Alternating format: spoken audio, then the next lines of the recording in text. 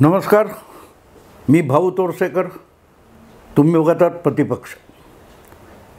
मित्रांनो, महायुती असो किंवा महाआघाडी असो, महाविकास आघाडी असो, म्हणजे मोदींच्या नेतृत्वाखालची इंडी अलायन्स असो, आपला NDA असो, किंवा काँग्रेसच्या नेतृत्वाखालची इंडी अलायन्स असो, ह्या दोघांच्याही जागा वाटपाबद्दल दीर्घकाळ घोळ झालेला आहे. त्यातल्या त्यात भारतीय जनता पक्षाने 400पेक्षा अधिक उमेदवार जाहीर करून टाकलेत आणि तेवढे काँग्रेसला करता आलेले नाही. तेवढे म्हणजे काँग्रेसची जेवढी ताकद आहे तेवढेसुद्धा उमेदवार काँग्रेस जाहीर करू शकलेला नाही. किंबहुना उत्तर प्रदेशमध्ये तुमच्या अखिलेशबरोबर आघाडी झाल्यानंतरसुद्धा अमेठी आणि रायबरेली या गांधी परिवाराच्या बालेकिल्ल्यातले जागासुद्धा किंवा उमेदवार सोनिया गांधी, राहुल गांधी, काँग्रेस परिवाराला जाहीर करता आलेले नाहीत. आणि त्यामुळे यावरून वावड्या उडवल्या जात आहेत, अफवा फिरवल्या जात आहेत, बातम्या रंगवल्या जात आहेत, वादविवाद चालू आहेत. आणि ह्याचं कारण, ह्याची मीमांसा होत नाही आहे. प्रत्येकजण आपापल्या परीने या घटनाक्रमाकडे बघतोय, पण बघितल्यानंतर समजून घेण्याचा किती प्रयत्न होतो याला महत्त्व असतं. आणि समजून घ्यायचं असेल तर 2024ची ही जी लोकसभा निवडणूक आहे त्यामध्ये प्रत्येकाचं लक्ष वेगवेगळं आहे. जसं ते तुम्हाला आठवत असेल की त्या कौरव पांडव किंवा महाभारताच्या कहाण्या आहेत, त्यामध्ये कौरव असोत किंवा पांडव असोत, हे दोन्ही राजपुत्र, दोन्हीकडले राजपुत्र, 5 पांडव किंवा 100 कौरव यांना द्रोणाचार्यांच्या आश्रमामध्ये सगळ्या विद्या शिकवण्यासाठी पाठवलेलं होतं. आणि ती धनुर्विद्या होती. ती शिकवताना द्रोणाचार्य सगळ्या शिष्यांना सांगतात की समोरच्या झाडावर तो एक पक्षी बसलेला आहे आणि त्या पक्षाचा डोळा फोडायचा आहे. प्रत्येकाने धनुष्य बाणाला तीर लावा, बाण लावा आणि काय तो नेम धरा आणि थांबा. आणि मग ते प्रत्येकाला विचारतात. प्रत्येकजण वेगवेगळं उत्तर देतो. मग त्याच्यात कौतुक म्हणून आपण ती गोष्ट ऐकलेली आहे की प्रत्येकाला झाडं, पक्षी, फुलं, आभाळ सगळं दिसत होतं. फक्त अर्जुन असा होता की त्याचं नेमकं लक्ष होतं, तिकडेच त्याचं नजर होती. आणि तो उत्तर देतो, मला पक्षाचा फक्त डोळा दिसतोय, बाकी काही दिसत नाही. ही गोष्ट आपण वारंवार बालपणापासून ऐकत आलेले आहोत. मुद्दा असा आहे की लक्ष म्हणजे काय, किंवा त्यानंतर कुठल्या आणखीन मला आता आठवत नाही, पण तो पाण्यात बघून वरती फिरणाऱ्या माशाचा डोळा फोडला वगैरे, अशाही कहाण्या आहेत. सांगायचा हेतू असा मित्रांनो की तुम्ही काही करायला निघालात तर तुमचं उद्दिष्ट आणि लक्ष हे स्पष्ट असलं पाहिजे. आणि उद्दिष्ट आणि लक्ष का महत्त्वाचं असतं हे सुद्धा विन्स्टन चर्चिल याच्यासारखा एक जाणता जुना राजकारणी सांगून गेलेला आहे.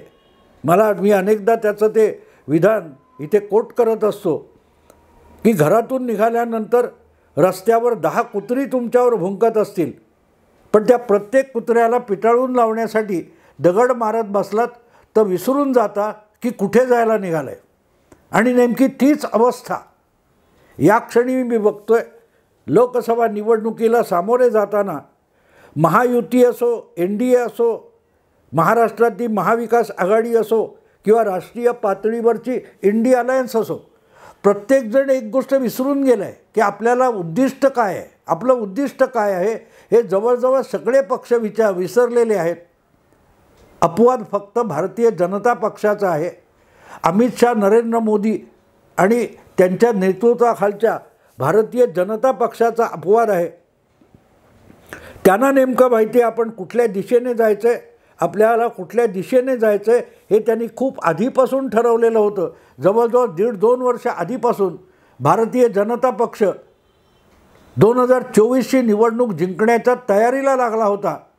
आणि तेव्हा त्यांना हरवायला टपलेले सगळेच्या सगळे राष्ट्रीय किंवा प्रादेशिक पक्ष याचा 24च्या निवडणुकीचा विचारसुद्धा करत नव्हते.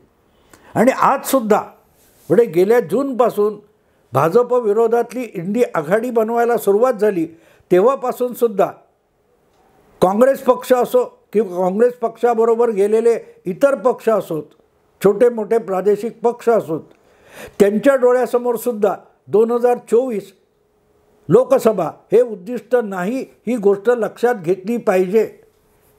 अगदी हे प्रत्येक पक्ष, महाराष्ट्रात उद्धव ठाकरे असतील किंवा उत्तर प्रदेशात अखिलेश यादव असतील, तुमच्या बंगालमध्ये ममता दीदी असतील, हे इंडिया आघाडीत राहायचं तर अधिकाधिक जागा मागत होते, अधिकाधिक जागांवर दावा करत होते.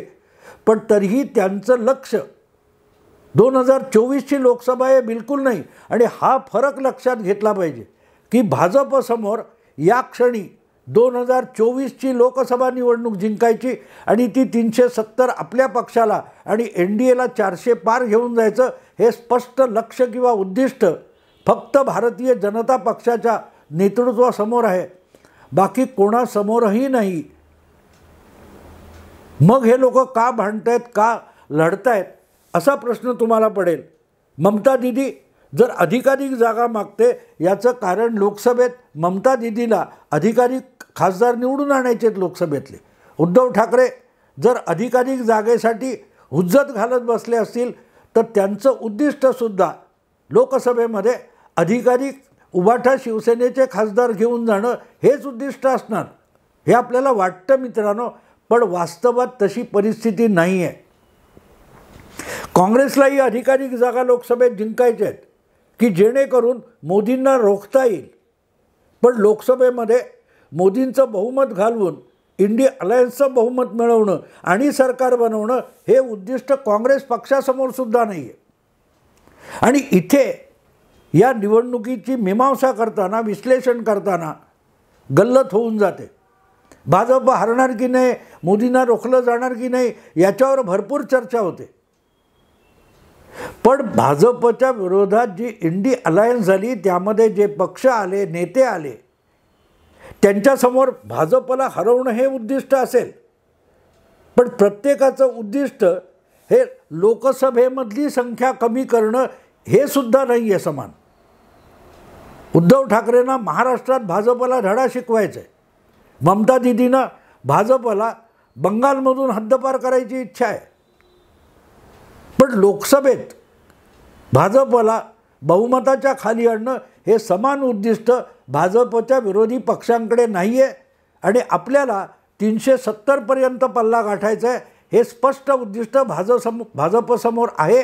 आणि म्हणून ते कामाला लागले होते. तुम्ही असं म्हणाल, ठीक आहे, भाजपची तुम्ही चमचेगिरी करता, त्यामुळे तुम्हाला भाजपचं कौतुक सांगायचं आहे, तेव्हा तुम्ही असं म्हणणार. पण मित्रांनो, ज्या वेळेला इंडी अलायन्स, महाविकास आघाडी, ममता बॅनर्जी, अखिलेश यादव, विरोधी वेगवेगळे पक्ष भाजपच्या विरोधात असलेले, यांच्यासमोर 2024ची लोकसभा जिंकण्याचं उद्दिष्ट नाही असं मी म्हणतो, तर त्याचं कारण काय ते तरी समजून घ्यायला हरकत नाही. बाकी मी भाजपचा, मोदींचा चमचा, मोदी भक्त वगैरे आहे. पण महाविकास आघाडी किंवा इंडी अलायन्समध्ये जागा वाटपावरून जो हलकल्लोळ माजला आहे, त्याचं नेमकं कारण ते आहे. भाजपला हरवण्यासाठी जी इंडी अलायन्स बनवली, त्याच्यात जे 28 पक्ष वगैरे आले, त्या कुठल्याही पक्षासमोर लोकसभा जिंकून पर्यायी सरकार बनवणं हे उद्दिष्ट पहिल्यापासून नव्हतं. आणि आता भाजपला हरवायचं हे उद्दिष्ट असलं तरीही ते लोकसभेत हरवायचं असं उद्दिष्ट नाही आहे. तर ते उद्दिष्ट आपापलं प्रभाव क्षेत्र असलेलं जे राज्य आहे, त्या राज्यात आपण भाजपला कसं रोखू शकतो, एवढं मर्यादित उद्दिष्ट काँग्रेस सोबत गेलेल्या प्रादेशिक पक्षांसमोरचं हे मर्यादित उद्दिष्ट आहे. ममता बॅनर्जींना भाजप हा बंगालमध्ये आपल्याला शिरजोर होऊ नये, सगळ्यात मोठं पक्ष होऊ नये, हे उद्दिष्ट आहे. उद्धव ठाकरेंना देवेंद्र फडणवीस असो, त्यांनी बनवलेलं एकनाथ शिंदे सरकार असो, त्याला धडा शिकवायचा आहे. त्यामुळे उद्धव ठाकरे यांचं उद्दिष्ट हे एका राज्यापुरतं मर्यादित आहे, महाराष्ट्रापुरतं मर्यादित आहे. शरद पवारांचं उद्दिष्ट तसंच आहे. महाराष्ट्राबाहेर शरद पवारांनी गेल्या 6-8 महिन्यामध्ये नेमकं काय केलं? ज्या एकत्रित संयुक्त बैठका बोलवल्या असतील, केजरीवालना अटक झाली, त्यासाठी रॅली झाली, शरद पवार दिल्लीत गेले. कुठे? इंडिया अलायन्ससाठी एक नेत्यांची बैठक बोलवली, शरद पवार गेले. पण शरद पवार असोत किंवा शरद पवारांच्या पक्षाचा अन्य कोणी नेता किंवा उद्धव ठाकरेंचा पक्षाचा अन्य कोणी नेता दुसऱ्या कुठच्या इंडी अलायन्सच्या निवडणूक प्रचाराला अजूनपर्यंत गेलेला नाही. आणि मी बोलतोय ती काय म्हणतात त्याला 5 तारीख आहे आणि बरोबर 2 आठवड्यांनी 14 दिवसांनी पहिल्या फेरीचं मतदान होणार आहे. 100पेक्षा अधिक जागेचं मतदान होणार आहे. आणि अजूनही महाविकास आघाडी किंवा इंडी अलायन्स या सगळ्या 28 किती पक्ष आहेत त्यांची एकही संयुक्त प्रचार सभा झालेली नाही. आणि त्याचं नेमकं कारण ते आहे की ममता दिदीच्या बंगालमध्ये काय होतं, भाजप हरतो की नाही याविषयी आशा असली तरी उद्धव ठाकरेंना कर्तव्य नाही आहे. उद्धव ठाकरेंची सगळी अपेक्षा ही महाराष्ट्रापुरती मर्यादित आहे. आणि त्याचं कारण असं आहे की या सगळ्या पक्षांना एक गोष्ट माहिती आहे की लोकसभेमध्ये भाजप मागे पडला, भाजपचं सरकार गेलं तरी आपलं स्थान काय असेल याविषयी कोणालाही कल्पना नाही. काल परवा केजरीवाल यांच्या अटकेनंतर दिल्लीमध्ये रामलीला मैदानावर जी मोठी संयुक्त सगळ्या पक्षांची रॅली झाली, मेळावा झाला, त्यामध्ये भावी पंतप्रधान म्हणूनच ज्यांच्याकडे इंडी अलायन्समध्ये बघितलं जातं ते राहुल गांधीसुद्धा उद्धव ठाकरे यांचा त्या सभेमध्ये उल्लेखसुद्धा करू शकले नाहीत. त्यांच्या खिचगणतीत उद्धव ठाकरे मंचावर आहेत हे सुद्धा नव्हतं. तर त्याचं कारण लक्षात घ्या की राहुल गांधी किंवा काँग्रेस यांच्या खिचगणतीत बरोबरचे कुठलेही प्रादेशिक पक्ष नाही आहेत. आणि हे जे प्रादेशिक पक्ष आहेत, TMC असेल, अखिलेश यादवची समाजवादी पार्टी असेल किंवा आपल्या उद्धव ठाकरे यांची शिवसेना असेल, शरद पवारांची राष्ट्रवादी असेल, महाराष्ट्रात तुटलेले जे पक्ष आहेत, यांच्या डोळ्यासमोर 6 महिन्यानंतर किंवा वर्ष 1.5 वर्षानंतर येणाऱ्या विधानसभेच्या निवडणुका हे त्यांचं लक्ष आहे. आणि त्यामुळे पक्षाचा डोळा बघणारा जो अर्जुन असतो ती अवस्था फार तर राहुल गांधींची असेल. पण त्यांच्यासोबतचे लोक आहेत त्यापैकी कोणालाही मोदींची सदस्य संख्या, भाजपची लोकसभेतील सदस्य संख्या कमी करावी या दृष्टीने कोणाचंही लक्ष नाही. प्रत्येकजण लोकसभेनंतरच्या काळात 6 महिने, 8 महिने, 10 महिने, वर्ष, 2 वर्ष त्यानंतर जी विधानसभा निवडणूक होणार आहे त्या राज्यातली, त्यामध्ये आपण सत्तेपर्यंत कसे पोहोचू या दृष्टीने ही लोकसभा निवडणूक हे सगळे प्रादेशिक पक्ष लढवत आहेत. त्यांच्या दृष्टीने दिल्लीची सत्ता म्हणजे राष्ट्रीय सत्ता, केंद्रीय सत्ता हे आपलं लक्ष नाही, ते काँग्रेसचं लक्ष आहे. आपल्याला जमेल तेवढं आपल्या राज्यातून आपण आपली संख्या वाढवायची, आपलं बळ वाढवायचं. आणि जर शक्य होत असेल आणि सत्तांतर होणार असेल तर आपण जरूर काँग्रेसला मदत करू. पण आत्ता आपापल्या राज्यामध्ये आपलं बळ वाढवण्यासाठी काँग्रेसने आपल्याला मदत केली पाहिजे. हीच इंडी अलायन्समध्ये सहभागी झालेल्या सगळ्या प्रादेशिक पक्षांची अपेक्षा आहे. आणि ही फक्त त्या प्रादेशिक पक्षांची अपेक्षा आहे असं बिलकुल समजू नका. तीच काँग्रेस ज्या मोजक्या 8-10 राज्यामध्ये स्वतःचं बळ दाखवू शकते, भाजपशी झुंज करू शकते, अशी जी 8-10 राज्य आहेत कमी अधिक प्रमाणात, तिथे काँग्रेस पक्षाच्या स्थानिक नेतृत्वाची भूमिकासुद्धा केंद्रीय सत्ता पालटण्याची नाही आहे, तर आपल्या राज्यात आपण अधिक शिरजोर कसे होऊ, भाजपला अपरा राज्यात हरवू आणि परत राज्यापुरतं काँग्रेसचं सरकार कसं आणू, ही तिथल्या स्थानिक काँग्रेस नेत्यांची अपेक्षा आहे. आणि इथे फरक पडतो. भाजप महाराष्ट्र असो, भाजप बंगाल असो, भाजप उत्तर प्रदेश असो, त्या प्रत्येक राज्यातले भाजपचे नेते, कार्यकर्ते, प्रादेशिक नेते जे भाजपचे आहेत हे सगळेच्या सगळे मोदींना परत एकदा पंतप्रधान करायचं या भूमिकेमधून 2024ची लोकसभा निवडणूक लढवत आहेत. अगदी तुम्ही अजितदादा बघितले जे भाजपचे नाही आहेत, एकनाथ शिंदे बघितले जे भाजपचे नाही आहेत, पण NDAमध्ये आणि महायुतीमध्ये म्हणून भाजप सोबत आहेत. त्यांचं आयडिया क्लिअर आहे की आम्हाला परत एकदा नरेंद्र मोदींना पंतप्रधान करायचे, नितीश कुमार बिहारचे, परत एकदा नरेंद्र मोदींना पंतप्रधान करायचं आहे ही भूमिका ते नित्य नेमाने बोलत असतात. पण तशी भाषा आपण इंडी अलायन्समध्ये बघतो का? नाही बघत. याचं कारण त्या इंडी अलायन्समध्ये सहभागी झालेल्या प्रत्येक पक्षाला आपल्या आपल्या राज्यामधल्या विधानसभेमध्ये जास्त रस आहे. आणि अगदी अजितदादा असोत किंवा एकनाथ शिंदे असोत, त्यांच्याही डोळ्यासमोरचं टार्गेट स्पष्ट आहे. लोकसभेत जागा कमी अधिक होतील आपल्या पक्षाच्या. अजितदादांच्या पक्षाच्या यापूर्वी NCPच्या 4 जागा होत्या, 3 झाल्या चालतील. पण विधानसभेत आपलं बळ जे आत्ता 40-42 आहे ते 55-60 होईल का? एकनाथ शिंदेंचं गणित तेच आहे की आपल्या आत्ता 40 आमदार आहेत विधानसभेत. आपलं मुख्यमंत्रीपद टिकवायचं असेल तर आपल्याला त्या जागा शिवसेनेच्या वाढवून 55-60 आमदारांपर्यंत नेता आला पाहिजेत. हे मर्यादित उद्दिष्ट शिंदे किंवा अजितदादांचं आहे. पण त्याचबरोबर त्यासाठी महायुतीचं बळ जितकं जास्त वाढेल तेवढं विधानसभेमध्ये 200पेक्षा अधिक आमदारांचा पल्ला गाठणं शक्य होईल. आणि म्हणून मोदींची ताकद वाढलेली दिसली पाहिजे. तर प्रत्येक मतदारसंघामध्ये आपलंही बळ वाढणार आहे. जिथे ऑलरेडी शिवसेनेचे 40 किंवा अजितदादांचे 42 आमदार आहेत, तिथे जर अधिक संख्येने मतं मोदींच्यासाठी मिळाली तर ती विधानसभेला उपयोगी पडतील. ती मतं अधिक मशागत करून त्यांची संख्या आणखीन वाढवता येईल आणि आपली आमदार संख्या ही आपोआपच 6 महिन्यानंतरच्या विधानसभेत वाढवता येईल. नेमकं तेच उद्दिष्ट बंगालमध्ये ममता बॅनर्जींचं आहे. ममता बॅनर्जींना स्पष्ट माहिती आहे की आपला नंबर बंगालच्या बळावर पंतप्रधान पदासाठी लागू शकत नाही. मग काँग्रेसची लढाई आहे. दिल्लीची सत्ता बळकावणं, केंद्रीय सत्ता बळकावणं हे काँग्रेसचं उद्दिष्ट आहे, ते TMCचं उद्दिष्ट नाही.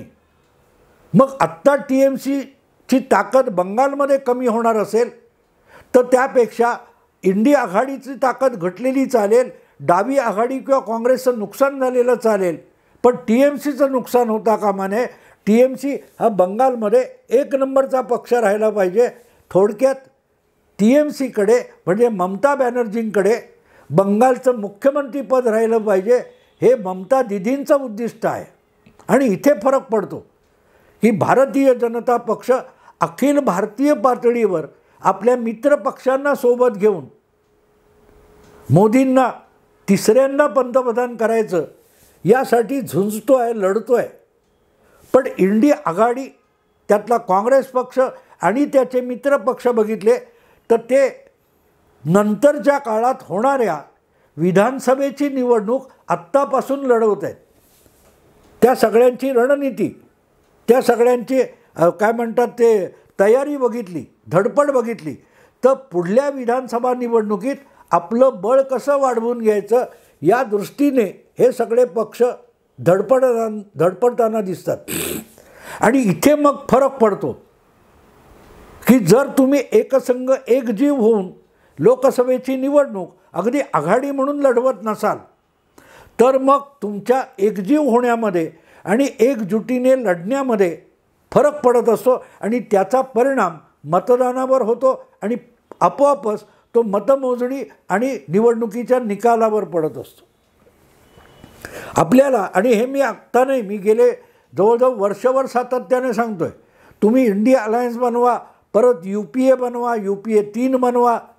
फरक तिथे पडतो की जोपर्यंत त्या आघाडीमध्ये सहभागी झालेले पक्ष एकजुटीने एक दिलाने आपले सगळे प्रयास, आपली सगळी साधनं एकत्रित करून लढणार नाहीत तर मग लोकसभेमध्ये मोदींना हरवणं अशक्य आहे. हे मी वारंवार सांगत आलो आणि आता त्याचे परिणाम दिसतील. या वर्षभरामध्ये मी वारंवार सांगत आलो की बाकी सगळी भाषणं, गळाभेटी, एकमेकांना पुष्पगुच्छ देणं, एकमेकांना शाली घालणं सोपं आहे. पण ह्या सगळ्या एकजुटीचं तारू जे आहे हे जागा वाटपाच्या खडकावर येऊन फुटणार, हे मी सातत्याने सांगत आलो. आणि आता मुंबई वायव्य जागा असो किंवा तुमच्या कोल्हापूरची जागा असो, सांगलीची जागा असो, यावरून शिवसेना आणि काँग्रेस पक्ष यांच्यात जी खडाजंगी उडालेली आहे त्याचं कारण ते आहे. उद्धव ठाकरे यांचं लक्ष लोकसभेत मिळाले तर अधिकाधिक खासदार पाहिजेत आणि म्हणून अधिकाधिक जागा पाहिजेत. पण उद्धव ठाकरेंचं लक्ष पुढच्या विधानसभा निवडणुकीत आपलं संख्याबळ वाढवून घेणं. अगदी शरद पवारांचा पक्ष आणि काँग्रेस यांना बरोबर घेऊन काही करायचं असेल तरी त्यामध्ये आपलं संख्याबळ अधिक असलं पाहिजे. ते संख्याबळ जर काँग्रेसपेक्षा कमी असेल तर मग आपलं नाक कापलं जाईल हे उद्धव ठाकरेंना कळतं. म्हणून लोकसभेत काँग्रेसच्याकडून जास्त जागा मागण्याचा जो अट्टाहास उद्धव ठाकरे करतायत त्याचं कारण ते आहे की काँग्रेसला पुढच्या विधानसभा निवडणुकीत तुम्हाला लोकसभेत किती जागा मिळाल्या, तुम्हाला लोकसभेत किती टक्के मतं मिळाली म्हणून काँग्रेसला हिणवता येईल. एक लक्षात घ्या, 2019ची लोकसभा निवडणूक काँग्रेस आणि राष्ट्रवादीने बरोबर लढवली होती. त्यापेक्षा आज ते दोनही पक्ष कमी जागा लढवत आहेत. त्यामुळे पर्यायाने त्यांच्या मतांच्या टक्केवारीमध्ये घट होणार आहे. काँग्रेसचा तरी अजून आहे तसा पक्ष आहे, पण शरद पवारांचा पक्ष दुभंगलेला आहे. त्यामुळे शरद पवारांच्या राष्ट्रवादी गट जो आहे त्याची टक्केवारी आणखीन घटणार आहे. आणि मग त्यामध्ये आपली टक्केवारी अधिक दाखवायची असेल तर अधिकाधिक जागा लोकसभेच्या लढवून पराभूत व्हायचं, पण टक्केवारी अधिक मिळवायची जेणेकरून विधानसभेच्या जागा वाटपामध्ये आपल्याला उभाठा शिवसेना म्हणून अधिकाधिक जागांचा हिस्सा मागता येईल. 100, 125, 150 जागांवर दावा करता येईल. हे उद्धव ठाकरे यांचं उद्दिष्ट आहे. वाईल महायुती त्यांचं उद्दिष्ट काय आहे? परत एकदा मोदींना तिसऱ्यांदा पंतप्रधान करायचं. आणि आज जर मोदींची मर्जी संपादन केली तर विधानसभेच्या जागा वाटपामध्ये आपल्याला भाजपकडून झुकतं माप मिळेल याची खात्री अजितदादांना आहे, एकनाथ शिंदेंना आहे.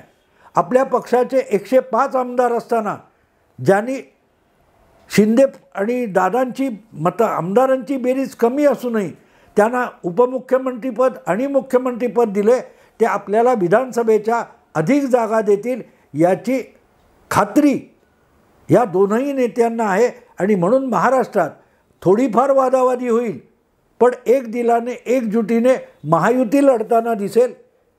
कारण भाजप हा लोकसभेची निवडणूक लढतोय आणि भाजपला हरवायला कंबर कसलेली इंडी आघाडी मात्र विधानसभेची निवडणूक लढते. आणि तिथे मित्रांनो 4 जूनला आपल्याला मोठा फरक पडलेला दिसेल. आत्ता इथेच थांबतो. आवडलं लाईक करा, शेअर करा, सबस्क्राईब करा. नमस्कार.